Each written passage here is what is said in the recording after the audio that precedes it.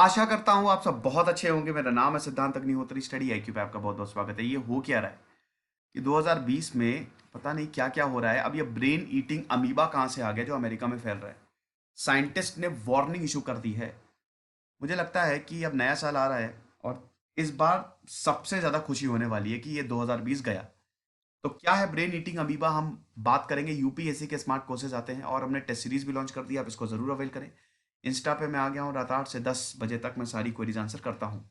नाम रट लो बेटा, नाग्लेरिया फॉलेरी। वैसे अमीबा जो है आपको पता है कि ये यूनिसेलुलर होता है, सिंगल सेल ऑर्गेनिज्म होता है और आपका इस तरीके का शेप होता है, ठीक है ना। अपना शेप भी बदलता रहता है ये।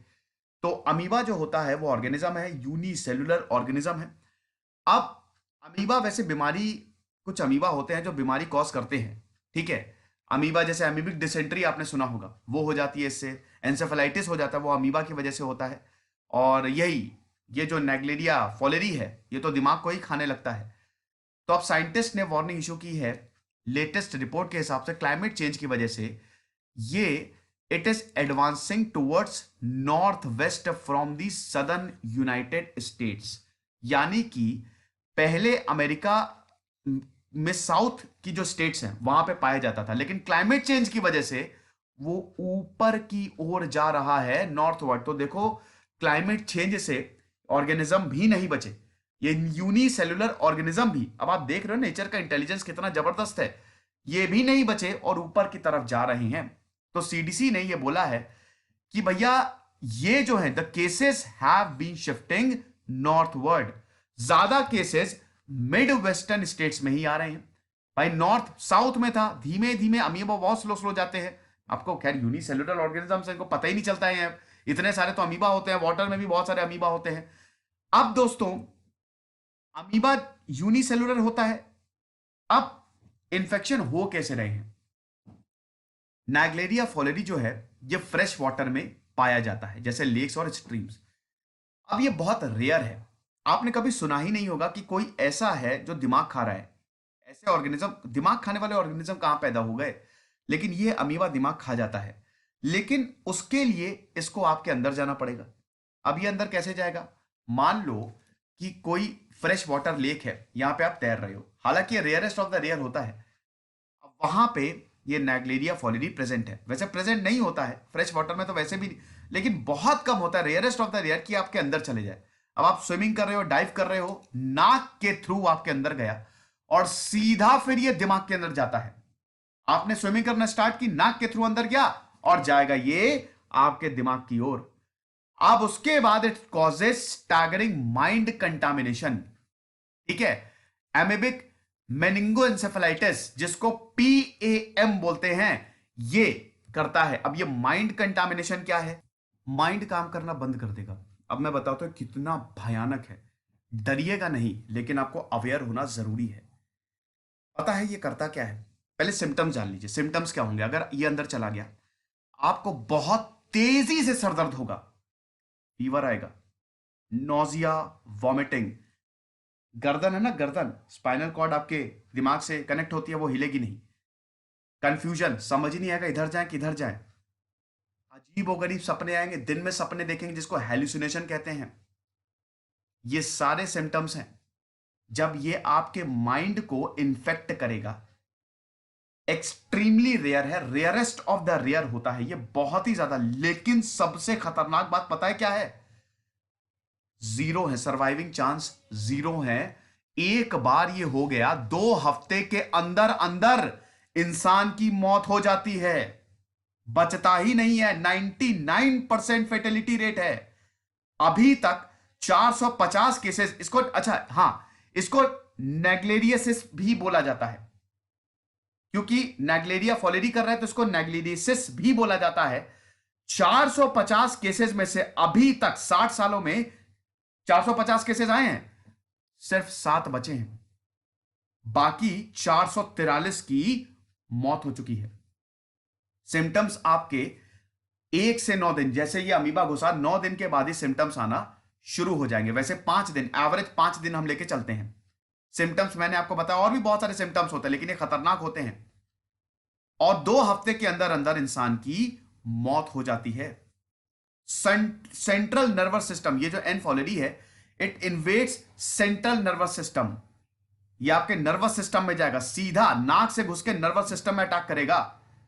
जो आपकी ऑल्फैक्टरी नर्व होती है ना, नर्व फाइबर्स, ठीक है, उसको ये ट्रैक करते करते करते करते वो सीधा आपके दिमाग में घुसेगा, और उसके बाद जो नर्व टिश्यू है उसी पे ही ये जिंदा रहता है। और फिर ये पता है क्या करेगा, आपके सेल्स को खाना शुरू कर देगा।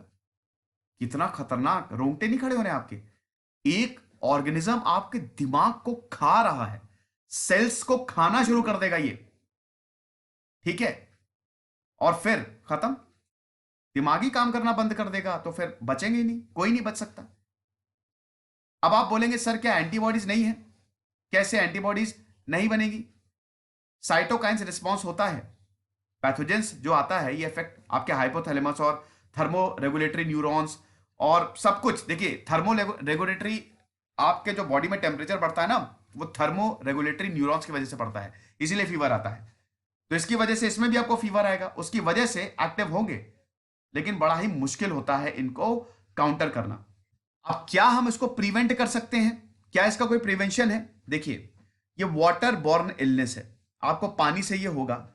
वैसे तो बड़ा मुश्किल होता है, हालांकि दवाई दी जाती है, ऐसा नहीं है, दवाई दी जाती है, लेकिन एक तरीके से मुश्किल तो होता है। ट्रीट हम करते हैं, ठीक है, वो एम्फोटेरिसिन, बड़ा अजीब सा नाम है, बी, एम्फोटेरिसिन बी, वो दी जाती है पैम ट्रीटमेंट में, वही दी जाती है 1982 से, 1982 से। अच्छा एक चीज तो मैं बताना ही भूल गया, 1962 में, 60 साल पहले इस डिजीज को डॉक्यूमेंट किया था, ठीक है, इस डिजीज को 60 साल पहले। और 1962 में पता है कहां पे ये आया था?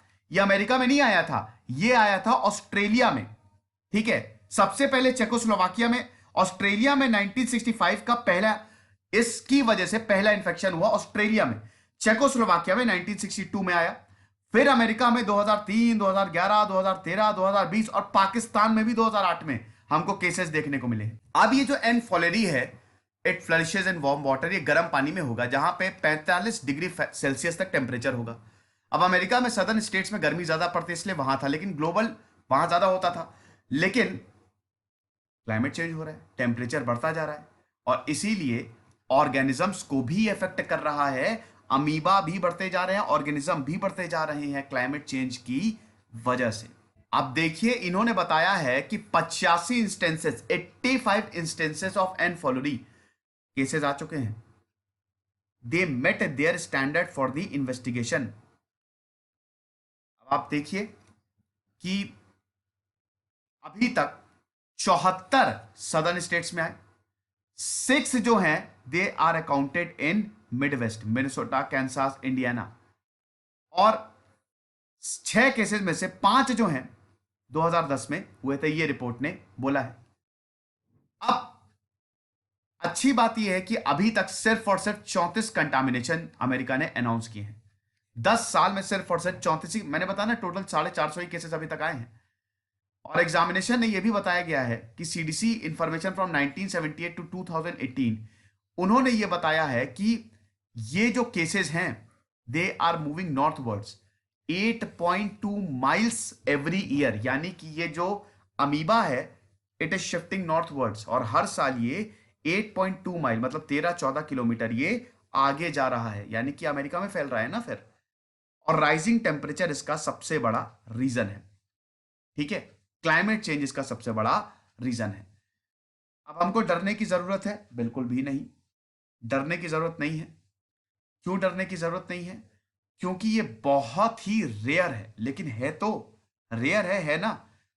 99% में से मतलब 1% चांस रहेगा कि आप, 1% से कम ही चांस रहेगा कि आप इन्फेक्ट हो जाए। अभी तक केसेस आए नहीं है भारत में, तो अभी तक कभी भी इसको डिटेक्ट नहीं किया गया, सब अमेरिका में, पाकिस्तान में लेकिन एक आया था। लेकिन फिर भी बड़ी इंपॉर्टेंट न्यूज थी, मैंने सोचा मैं आपको बताऊं।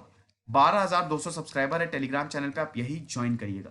दिस इज सिद्धांत अग्निहोत्री साइनिंग ऑफ।